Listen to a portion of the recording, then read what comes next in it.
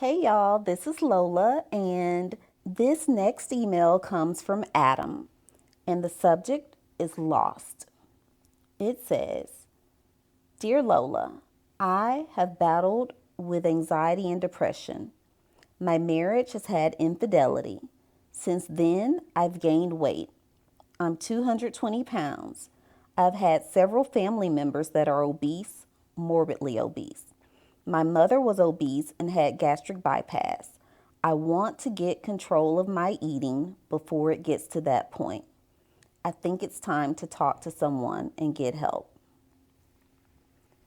So, Adam, thank you so much for reaching out to me and congratulations on the decision to get help.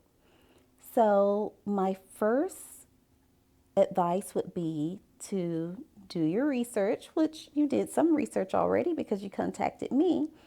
But depending upon the area that you live in, you want to make sure that you find a therapist that deals with disordered eating. And disordered eating can mean binge eating, it can include anorexia and bulimia, it can include disorders of overeating, under eating, eating of inanimate objects. It runs the gamut. But find the appropriate help because what I have often heard from people before they make it to me is that they ran across a therapist, well meaning, but that they didn't necessarily do their research. And so they met with a therapist and were left feeling embarrassed and made to feel ashamed of their size.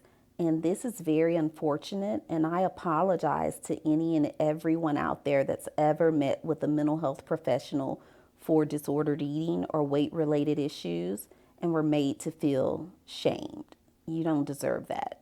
Unfortunately, we live in a society that unfairly judges people by appearance and makes all sorts of assumptions about a person based on weight and such.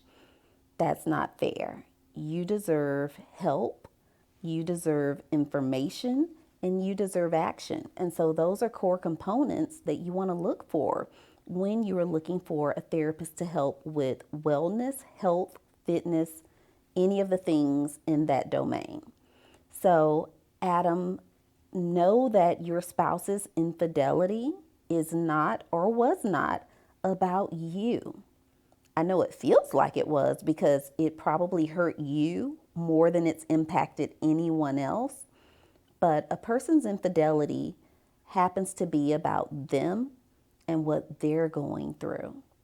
And so you have to relieve yourself of all thoughts of responsibility where their behavior is concerned. I always tell my clients, and especially my couples, have the hard conversation first. A person would rather hear their spouse come to them and say, Hey, we're in crisis.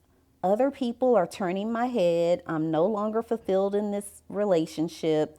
I'm not into you, or I'm feeling as if we're growing apart. Any of those really horrible and difficult things to hear. People would rather have that conversation first and get the warning than to be told, well, hey, yeah, I've been cheating, or hey, you may want to check yourself because I've contracted an STD from cheating and you probably have it too, or whatever the situation looks like. Have the hard conversations first. And if you are still with your spouse, then I would encourage you, Adam, for the two of you to get into couples therapy because the sting of infidelity lasts a very long time. And it can take couples up to 2 years to even get close to remotely being back on track because the pain is so significant. However, your spouse that cheated can't necessarily be the person you turn to for healing, if that makes sense.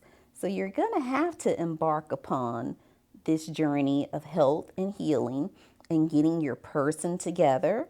And you may be engaging in overeating because you are trying to silence or squelch the physical hurt and unlock some pleasure sensors in your brain.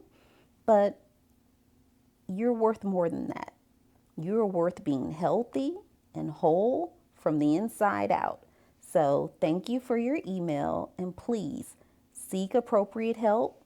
Determine whether or not this relationship is worth salvaging to you. And if so, then the both of you need to go about the hard work of doing it.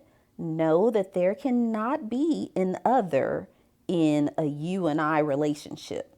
So if your mate has not cut ties with being unfaithful, then you have your answer right there.